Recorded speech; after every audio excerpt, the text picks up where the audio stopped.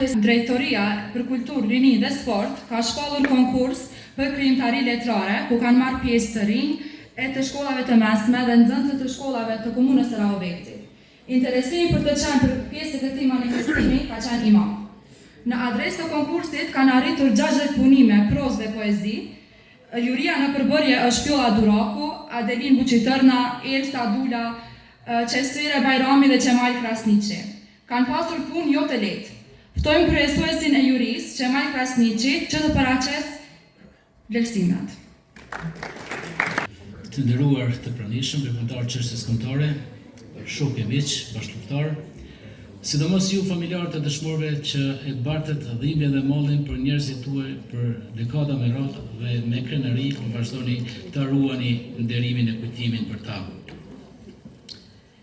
Përpara se të prezantoj vlerësimet e jurisë, më duhet t'i them disa fjalë dhe ju lutem mos më shihni për të mëdha, por megjithatë duhet të flas sepse kam marrë autorizim nga anëtarët e jurisë.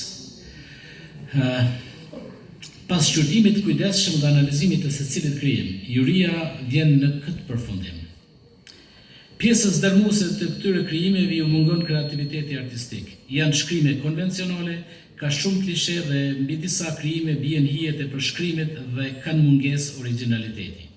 Madje, në disa raste vërejnë edhe tendenca përvetësimi, duke të kaluar aftësitë njohëse e krijuese të nxënësve.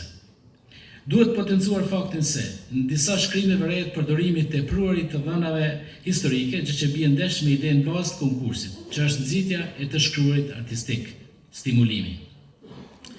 Ndër çështjet më shqetësuese që kohëve të fundit po i rënon vlerat e mirëfillt artistike dhe po e nxit plagiaturën, është edhe përdorimi i tepruar i teknologjisë informative, respektivisht i inteligjencës artificiale. Disa nga këto krijime nuk shkaktojnë emocion artistik dhe kanë mungesë të ndjeshmërisë njerëzore. Do se mund të tingëllojë pakëndshëm, por disa gjëra duhet thënë. Përpjekjet tona duhet të fokusohen në ndihmën profesionale dhe aftësimin e nxënësve për përvetësimin e dijave e teknikave të shkrimit artistik dhe asesi ne të shkruajmë për fëmijët tonë. Megjithatë, juria jonë u përpoq të përzgjedhë ato krijime letrare që kanë elemente të origjinalitetit dhe që përafrohen me qëllimet e konkursit. Kështu, me vendin e tretë vlerësohet poezia Flaka e Janarit me shifrën E2905.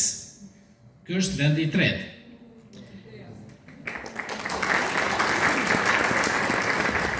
Para se të vazhdoj, ju bëjmë dije se nëse të pranishmit dhe autorët e këtyre krijimeve janë këtu në sallë, sapo ta përfundojnë fjalën mund të ngjitet në skenë për t'i lexuar punimet e tyre.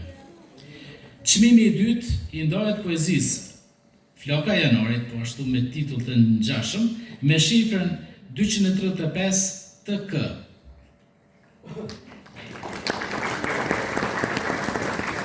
Ndërsa çmimi i parë u rezervua për poezinë Flaka më flet, me shifrën 1111, 4 njishte. Fituesit e përgëzojmë me shpresë që në të ardhmen do të kemi krijime më të arritura në aspektin artistik dhe se do të ketë më shumë ide kreative.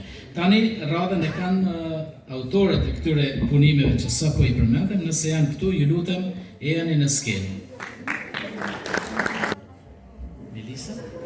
Melisa Urine. Faleminderit. Unë jam Melisa Hoti, vit prej Ratkovcit, shkolla 4 dëshmorët.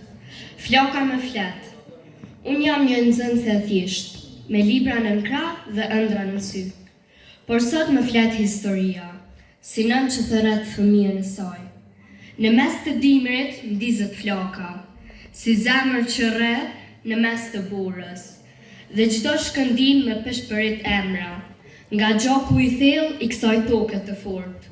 Nuk është vetëm zjarr, nuk është vetëm dritë, nuk është vetëm ceremoni, është plak që ruan kujtesën. Flamuri valon si shpirti gjallë, kukuqja flet me zë gjaku, e zeza mban natën e gjatë që u kthye nga drita e guximit. Dëshmorët më shikojnë nga heshtja, me sy që nuk din të mbyllen, dhe me pyesin pa fjalë. A do ta ruash lirin që ta dham? Unë nuk kam pushk, por kam fjalën, nuk kam luftë, por kam dijen, dhe do ta mbroj këtë tokë si bijët që ruajnë pragun e shtëpisë. Sot para kësaj flake të shenjtë, Unë nuk rritstoj për lavdi, por për një betim të vogël e të madh njëkohësisht, që sa herë të vi janari, zemra ime do digjet me kujtesë, sepse liria nuk jeton në labidar, por në ne.